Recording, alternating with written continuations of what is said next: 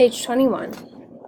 I'd guess you say that I'm a pretty normal boy, intelligence-wise. I mean, it's true that my parents are very smart people.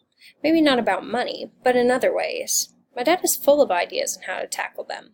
He even understands Einstein. My mother can do amazingly complicated math in her head. I'm not like that.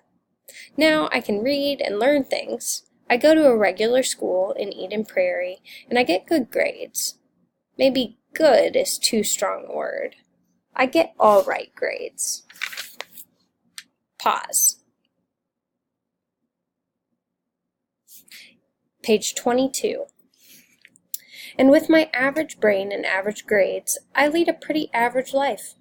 When I was small, I played with toys, made models. I sometimes still make models.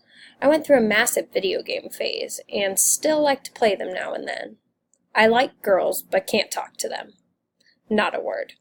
I try to be nice to everyone and polite to old folks, people over 20 or 30. So there's nothing to explain what happened to me that summer. It's easy to say it was all just luck. But it's hard to believe there wasn't some kind of force behind it. After meeting Arnold, I wasn't sure exactly what he was going to do, but 2 days later, I mowed his lawn and he told me that he would buy me not $35 worth of some kind of stock, but $40, which was the original amount that I'd wanted for mowing his lawn. "You're right," he said. "That's a fair price. I bought you stock in a small company that makes coffins. They're just starting up and the stock is going for 50 cents a share. Coffins? You mean for dead people?" "Right." Pause.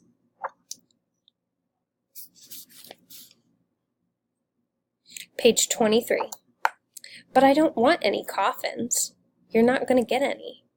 You're going to get 80 shares of stock in a company called Memorial Wooden Container Corporation." "Well, good, because a coffin, that's more trouble than I need right now." "Is something wrong?" We were standing on Arnold's front steps, and he handed me some kind of hippie iced tea that tasted sweet, but, he said, had no sugar in it. He studied my face. "Nothing really. It's just that I'm getting more and more jobs. I can't do them all, and I have to start turning them down." "Supply and demand," Arnold nodded.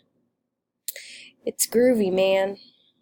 The very nature of the concept of economic structure. You just need more mowers, more people to meet the growing demand. The previous lawn service, before, of course, the unfortunate instance of the romantic mishap, had a small crew of workers to handle the burden of all the lawns you're mowing now. You need to start distributing the wealth, dispersing the work. Far out. It's beautiful." "Well, it might be beautiful, but I can't do it. I don't know anybody." Pause.